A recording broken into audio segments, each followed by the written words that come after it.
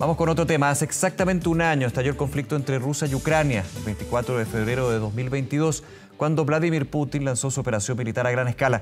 Vamos a estar analizando lo que ha sido este año y también lo que podría uno proyectar sobre este enfrentamiento. Nos acompaña el doctor en estudios internacionales, académico de la Universidad de las Américas, Hugo Harvey. Hugo, muchas gracias por acompañarnos. Muy buenos días. Gracias, Nicolás. Buenos días.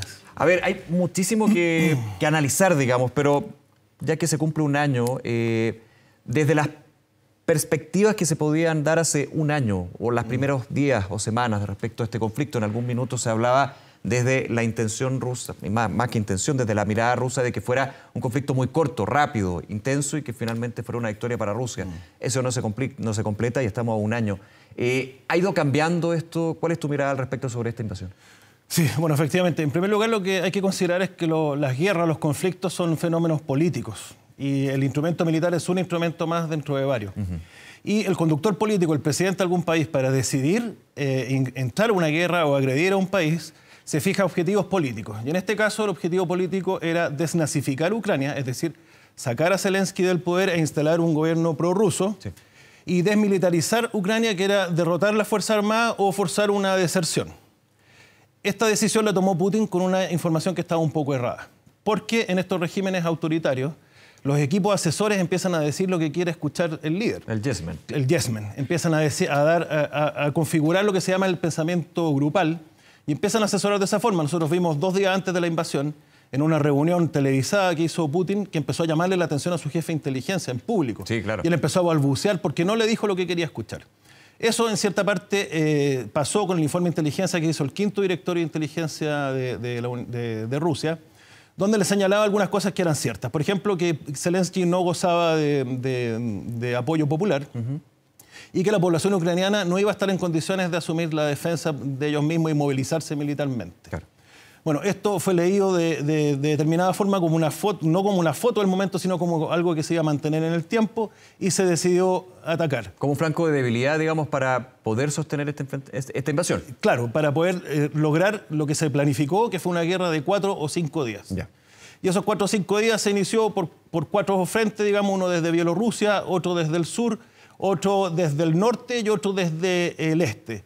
Pero el esfuerzo principal de la maniobra, en este caso, fue ir directo hacia Kiev como una guerra relámpago, y el resto de las aproximaciones eran o para encubrir el esfuerzo principal o para darle sostenimiento a esto. Aquí la historia siempre ha mostrado de que cuando se toma la capital, se toma el país, se toma el Estado, se toma el gobierno y finalmente se gana, digamos. Claro. Efectivamente, y eso fue lo que pasó. La guerra estaba planificada para 4 días y por eso que se forzaron las negociaciones a los 4 días de iniciar la guerra. Fue porque precisamente se necesitaba una pausa para recomponer las capacidades. Y en este caso, Ucrania sorprendió por la capacidad de sus Fuerzas Armadas, que a pesar de que había iniciado un proceso de recomposición de capacidades desde 2015, esto fue tardío, digamos. La preparación de las Fuerzas Armadas no es algo que se improvise, es un seguro de vida que se va pagando año a año.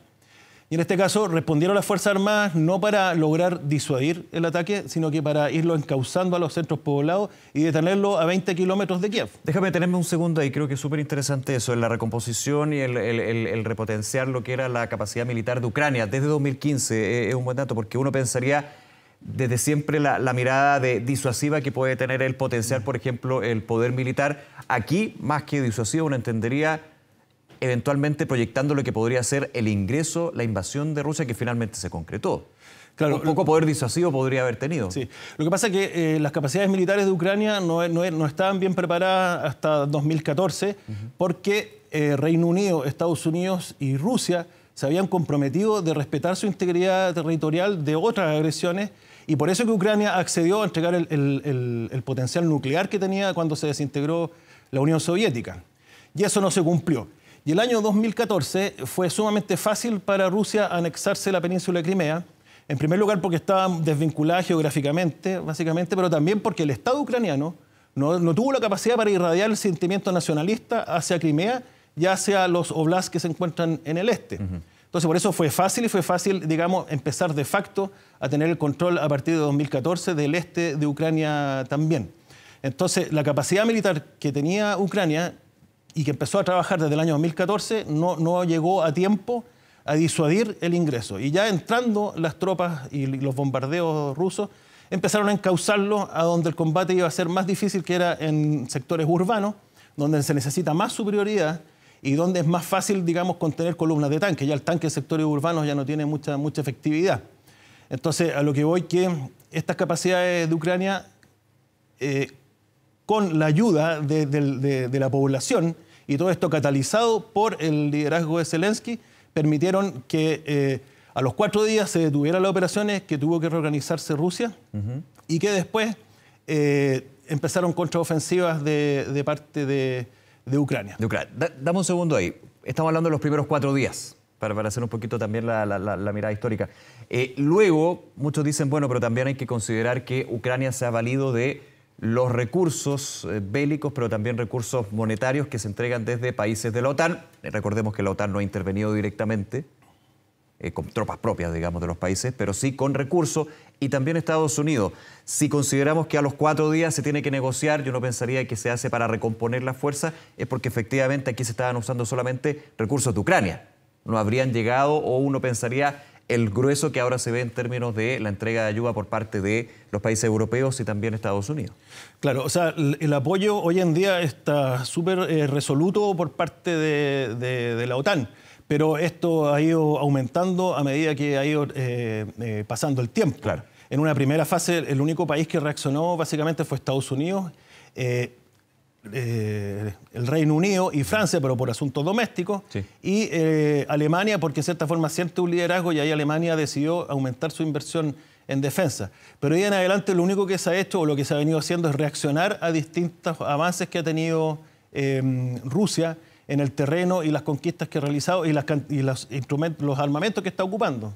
Es decir, primero llegaron los drones, los misiles antiaéreos, ataque aéreo, después se le entregaron armamento antiaéreo a Ucrania. Primero estaban los tanques, ahora recién se está hablando de entregar tanques. Entonces hay líneas rojas que se van cruzando poco a poco, pero tampoco se quiere provocar tanto a Rusia. Claro, finalmente ese es el punto. Pasar esas líneas puede provocar un enfrentamiento que escala mayores. Por ejemplo, en la situación de la OTAN, recuerdo yo las primeras semanas cuando en algún minuto se reportaba de misiles que habían llegado a, si no me equivoco, Polonia. La frontera polaca, luego se descarta eso, pero en algún minuto se genera una gran tensión con respecto a que se apliquen los artículos del convenio de la OTAN, donde si finalmente hay un país que ataca a otro que está dentro de la OTAN, hay que intervenir directamente. Claro, efectivamente. Bueno, esa es la carta de la OTAN que señala que el capítulo 5, que señala que si uno es agredido, bueno, todos reaccionan para defender a ese que fue agredido. Pero en este caso no ha sido así, y los pasos están siendo sumamente bien calculados, porque así como hay orientación política de Putin para sus objetivos para la guerra, también está la orientación política de Biden, que no va a entrar tropa norteamericana porque no se quiere iniciar otra guerra mundial. Entonces está todo fríamente calculado, tan calculado que ya el armamento norteamericano estaba de antes del inicio del conflicto, estaba cerca, digamos. Lo único que está haciendo Estados Unidos es darle el visto bueno para que se empiece a liberar. Claro, en países limítrofes. Claro, no viene de Estados Unidos, ya está apostado ya cerca, digamos, en los países limítrofes precisamente. Hugo, ahora se cumple un año y hay esta idea o esta noción de que ya cumpliéndose, y por el simbolismo también en lo que representa en términos de la política y el gobierno de Vladimir Putin, se podría estar ahora a sus días de una nueva gran ofensiva por parte de Rusia. Obviamente lo estamos dentro de lo hipotético, no podemos dejar claridad de eso, pero sí, en términos de la historia de conflictos de este estilo, se da eso, ¿no? ¿Se puede dar eso, más bien poniendo en condicional? Sí, claro. Lo que pasa es que hay variables que son determinantes en los conflictos bélicos. Una es el terreno, otra es el tiempo, digamos, que pasa, digamos, y el otro es el tiempo atmosférico.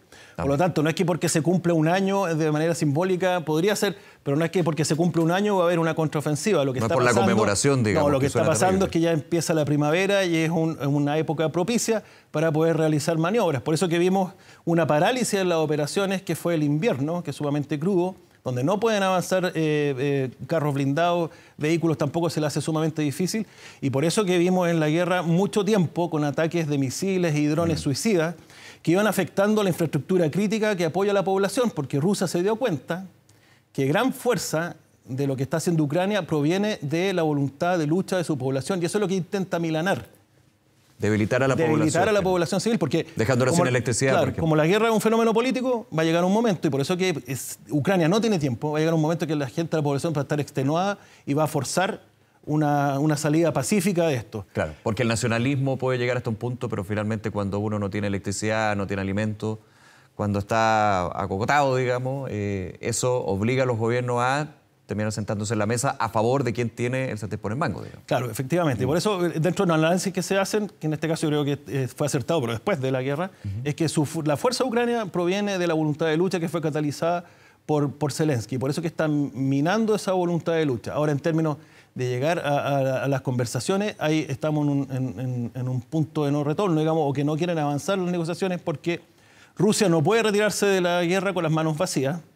Y se ha hecho fuerte en los territorios que está controlando hasta ahora. Y por otra parte, Zelensky lo que señala es que quiere la salida total de las fuerzas rusas de Ucrania, de territorio ucraniano, el territorio internacionalmente reconocido.